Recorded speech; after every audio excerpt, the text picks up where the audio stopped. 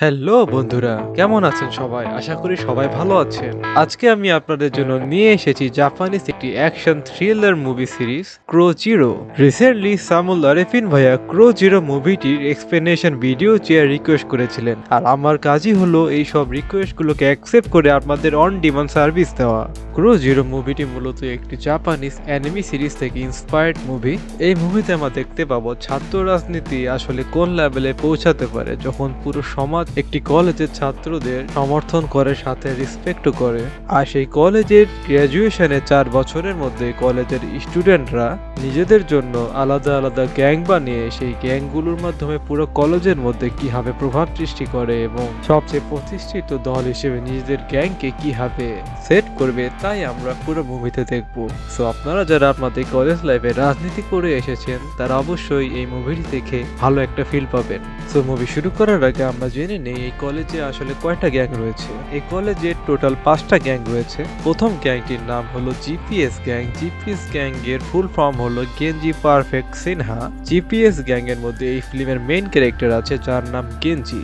গেঞ্জির gang এর মধ্যে তার মেম্বারদের নিজস্ব আর্মি রয়েছে এবং প্রত্যেকটি গ্যাং এর আর্মিদের একটি হেড থাকে এবং সেসব আর্মি হেডদের নাম হলো চুতা, ম্যাক্সি এবং ইজাকি।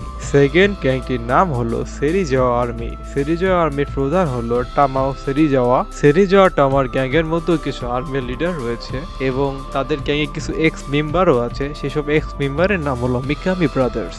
তৃতীয় গ্যাংটির নাম হলো বাইকার গ্যাং এবং বাইকার গ্যাং এর লিডারের নাম হলো বান্দো। আর 4 নম্বর গ্যাংটি বানানো হয়েছে কলেজের সকল ফার্স্ট ইয়ার স্টুডেন্টদের নিয়ে, কিন্তু সেই ফার্স্ট ইয়ার স্টুডেন্টের গ্যাং এ কেবল 3 জন মেম্বার রয়েছে।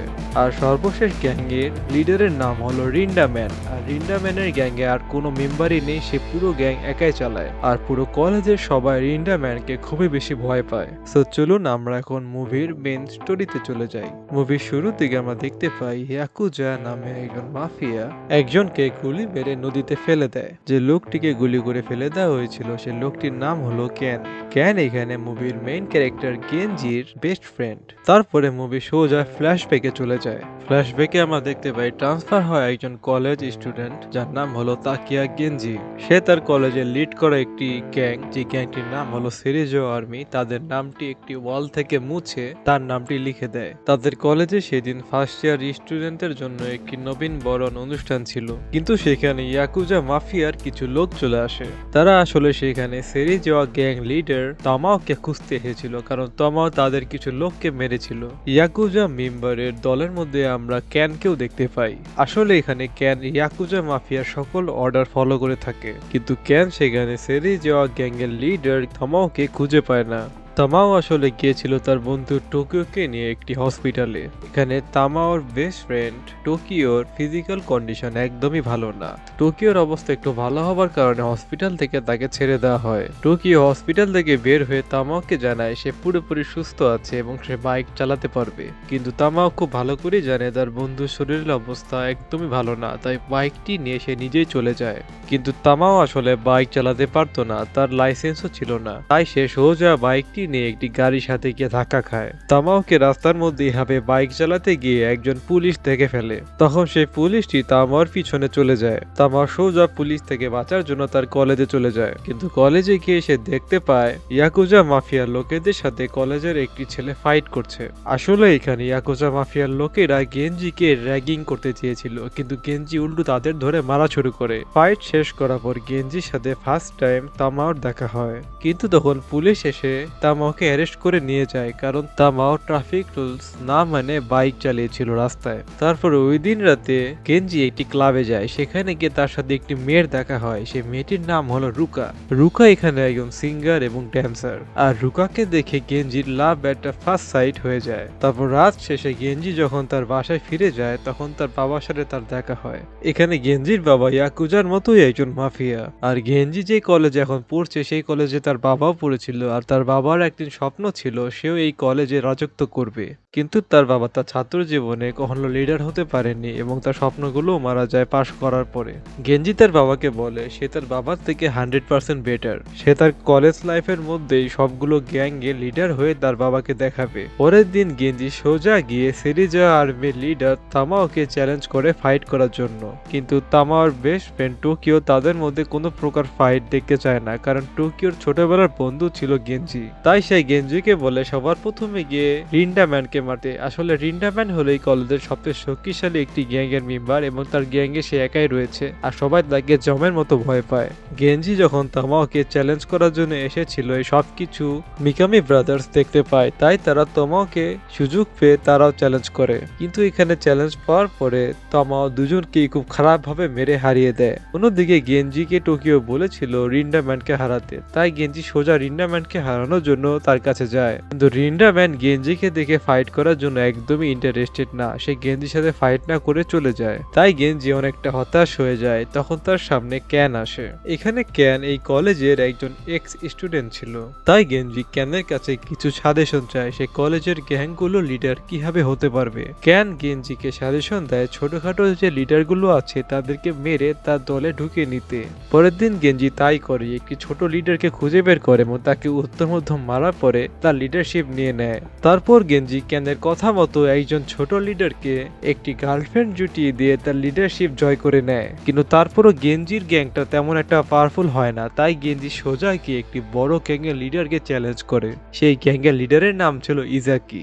ইজাকি গেঞ্জিকে একা পেয়ে সেই লেভেলে মার দেয়, কিন্তু এত মার খাবার পরও গেঞ্জি হার মানে না। এইসব দেখে ইজাকি অনেক ইমপ্রেসড হয়ে যায়। শেষ পর্যন্ত ইজাকি গেঞ্জি লিডারশিপ মেনে নেয়, আর এভাবেই গেঞ্জি তার কলেজে বেশ বড় একটা গ্যাংয়ের লিডার হয়ে যায়। আর তখন গেঞ্জির প্রতিপক্ষ হিসেবে পুরো কলেজে একটি গ্যাংই ছিল, সেই গ্যাংটির নাম হলো সেরিজা আর্মি। গেঞ্জির গ্যাং জিপিএস অনেক বড় হয়ে যায়, সেই সব দেখতে পেয়ে সেরিজা আর্মির লিডার তামাও অনেক বেশি রেগে যায় এবং চিন্তা করে কিভাবে তাকে থামানো যায়। তাই তামাও তার ছেলেদের নিয়ে গেঞ্জির গ্যাংয়ের আর্মির একটি লিডার ইজাকিকে নিয়ে খুবই খারাপভাবে মারে এবং তাকে মারা পরে ঝুলিয়ে রাখে।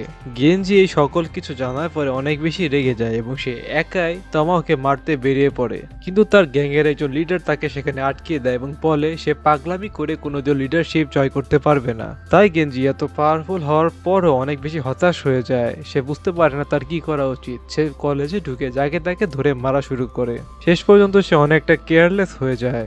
একদিন একটি হোটেলে গিয়ে গেঞ্জির সাথে তামাওর দেখা হয়, তাই সে সোজা তামাওকে মারতে যায়, কিন্তু তখন তামাওর বেস্ট ফ্রেন্ড টোকিও জ্ঞান হারিয়ে মাটিতে পড়ে যায়। টোকিওকে সাথে সাথে হসপিটালাইজড করা হয়। হসপিটালে গিয়ে টোকিও আর তামাও জানতে পারে টোকিওর আসলে ব্রেন টিউমার হয়েছে এবং তার একটা সিরিয়াস অপারেশন করতে হবে। তামাও তখন তার বেস্ট ফ্রেন্ড টোকিওকে নিয়ে অনেক বেশি চিন্তায় পড়ে যায়, তাই সে হসপিটালে থেকে যায়। অন্যদিকে ক্যানের বস ইয়াকুজা জানতে পারে ক্যান গেঞ্জির সাথে ফ্রেন্ডশিপ করেছে, আর গেঞ্জি হলো এখানে ইয়াকুজার বিরোধী দলের মাফিয়ার ছেলে। তাই ইয়াকুজা ক্যানকে বলে তার লয়ালিটি পরীক্ষা করার জন্য তাকে গেঞ্জিকে খুন করতে হবে। ইয়াকুজা ক্যানের হাতে একটি বন্দুক ধরিয়ে দেয় এবং বলে গেঞ্জিকে সোজা গিয়ে খুন করতে, কিন্তু ক্যানের সাথে গেঞ্জির খুব ভালো একটা বন্ডিং ক্রিয়েট হয়ে গিয়েছিল। শেষ পর্যন্ত ক্যান গেঞ্জিকে মারতে পারে না, সেখান থেকে চলে যায়। অন্যদিকে তামাওর গ্যাংয়ের মেম্বাররা তামাও না থাকার কারণে একাই তারা সিদ্ধান্ত নেয় গেঞ্জির ক্রাশ রুকাকে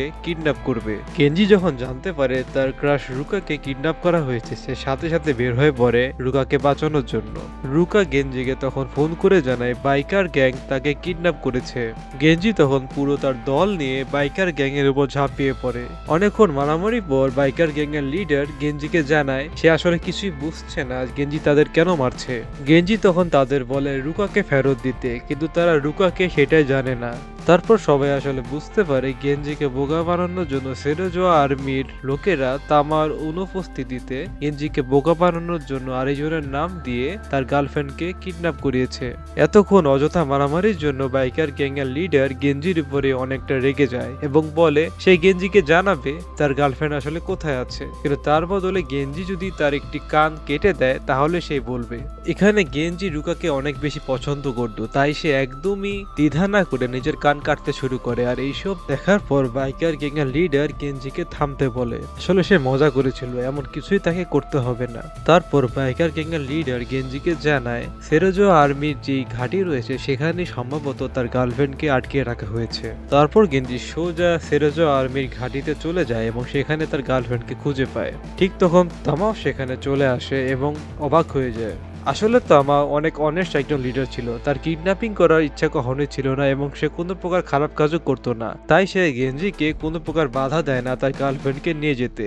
কিন্তু গেঞ্জি তখন তাকে আগামীকাল তার সাথে যুদ্ধ করার জন্য চ্যালেঞ্জ করে। তামাও তখন গেঞ্জির চ্যালেঞ্জ অ্যাকসেপ্ট করে এবং পরের দিন কলেজে গিয়ে তার পুরো আর্মি নিয়ে উপস্থিত হয়। গেঞ্জি তার পুরো আর্মি নিয়ে তামার আর্মির উপরে ঝাঁপিয়ে পড়ে এবং খুব সাংঘাতিক একটা ফাইট হয় তাদের মধ্যে। কিন্তু গেঞ্জির প্রতিপক্ষ তামায়ের আর্মির সংখ্যা ছিল 100 জন আর গেঞ্জির আর্মির সংখ্যা ছিল মাত্র 70 জন। তাই কিছুক্ষণ ফাইট করার পর গেঞ্জির দল হারতে শুরু করে এবং অনেকটা হেরেই যায়। তামাও তখন অনেক বেশি রিল্যাক্স হয়ে যায় এবং একটি চেয়ারে বসে তামাশা দেখা শুরু করে। কিন্তু তখন পুরো উল্টো কাহিনী হয়ে যায়। সেখানে বাইকার গ্যাং চলে আসে এবং গেঞ্জির হয়ে লড়তে শুরু করে তামার বিরুদ্ধে। তামাও তখন অনেক ভয় পেয়ে যায় এবং সেও যুদ্ধ করা শুরু করে। কিন্তু শেষ পর্যন্ত গেঞ্জি আর তামার মধ্যে একটি ভালো ফাইট হয়। কিন্তু অন্যদিকে তামার বেস্ট ফ্রেন্ড টোকিওর অপারেশন শুরু হয়ে গিয়েছিল তখন। তাই তামাও কিছুটা টেনশন আর ট্রেসের মধ্যে থাকায় তার ফাইটটি হেরে যায় এবং শেষ পর্যন্ত গেঞ্জি ফাইট জিতে যায়। ফাইট শেষ হওয়ার পরে দুই পক্ষেরই অবস্থা একেবারে নাজেহাল হয়ে যায় এবং তামাও জানতে পারে তার বন্ধু টোকিওর অপারেশনটা সাকসেসফুল হয়েছে। তাই তামাও হেরে যাওয়ার পরও কিছুটা খুশি হয়। অন্যদিকে গেঞ্জিকে মারার জন্য ইয়াকুজার লোক ক্যানকে পাঠানো হয়েছিল, কিন্তু ক্যান ইয়াকুজার কথা শুনে না, সে গেঞ্জিকে মারে না। তাই ইয়াকুজা তাকে একটি নদীর ধারে নিয়ে যায়। তারপরে তার ব্লেজারটি খুলে ক্যানের হাতে দেয় এবং তাকে পড়তে বলে। তারপর ক্যানকে সে হাঁটু গেড়ে বসতে বলে, তার পিঠে গুলি করে এবং তাকে নদীর মধ্যে ফেলে দেয়। ক্যান যখন নদীর মধ্যে পড়ে যায়, ডুবে যেতে থাকে, তখন সে গেঞ্জিকে বলে থ্যাংক ইউ ফর এভরিথিং। অর্থাৎ সে গেঞ্জির জন্য তার লাইফ এতটা চেঞ্জ করতে পেরেছে, সে ভালো মানুষ হয়ে গেছে, সেজন্য সে গেঞ্জিকে ধন্যবাদ জানাচ্ছিল। কিন্তু ক্যান যখন পানির তলদেশে পড়ে সে বুঝতে পারে তার বডিতে আসলে কোনো গুলি লাগেনি। সে পানি থেকে উঠে এসে দেখতে পায় তার বস যাকে যে ব্লেজারটি পরতে দিয়েছিল সেটি ছিল বুলেট প্রুফ। অর্থাৎ তার বস তাকে আসলে খুন করেনি, তাকে ভয় দেখিয়েছে। তারপর গেঞ্জি ফাইনালি 5টা গ্যাংয়ের মধ্যে 4টা গ্যাংই তার আন্ডারে নিয়ে নেয়। কিন্তু সবার প্রথমে যে গ্যাংটি ছিল রিন্ডাম্যানের গ্যাং, তাকে হারানোর জন্য ফাইট করার জন্য রেডি হয়। রিন্ডাম্যান তার সাথে ফাইট করার জন্য ফাইনালি রাজি হয়ে যায়। কিন্তু তার আগে সে গেঞ্জিকে জানায় গেঞ্জি তাকে কখনোই হারাতে পারবে না। তাই সে গেঞ্জিকে আগেই ওয়ার্নিং দিয়ে দেয়। গেঞ্জি বুঝতে পারে তার পক্ষ থেকে রিন্ডাম্যানকে হারানো একেবারে ইম্পসিবল, কিন্তু গেঞ্জি কখনো হার মানে না। আমরা ফার্স্টেও দেখেছি ইজিকিলের কাছে সে হার মানেনি। গেঞ্জি তখন অনেক জোরে কি লাফ দিয়ে রিন্ডাম্যানের উপর ঝাঁপিয়ে পড়ে। আর এই মুভির কাহিনী এখানে শেষ হয়ে যায়। আসলেই কি গেঞ্জি রিন্ডাম্যানকে শেষ পর্যন্ত হারাতে পেরেছিল? আর সেই কলেজের লিডার কি গেঞ্জি হতে পেরেছিল? এই সবকিছুই মুভির সেকেন্ড পার্টে দেখানো হয়েছে। তো বন্ধুরা, আপনারা যদি মুভির সেকেন্ড পার্ট দেখতে চান তাহলে অবশ্যই কমেন্ট করুন। খুব শীঘ্রই আমি মুভির সেকেন্ড পার্ট আপলোড করে দেব। সো বন্ধুরা, মুভির এক্সপ্লেনেশন ভিডিওটি ভালো লাগে লাইক আর কমেন্ট করতে অবশ্যই ভুলবেন না। আর সাবস্ক্রাইব করে আপনার ভাইকে সাপোর্ট করতে ভুলবেন না। সবার সুস্থতার জন্য দোয়া করছি। আল্লাহ হাফেজ।